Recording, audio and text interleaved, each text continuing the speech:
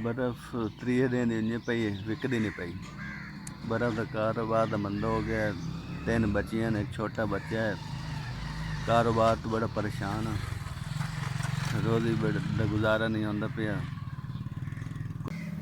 2 लाख लाया ना जी बर्फ़ दे, 3 दिन अज विकदी नहीं पई। बड़ा परेशान हाँ कारोबार तो।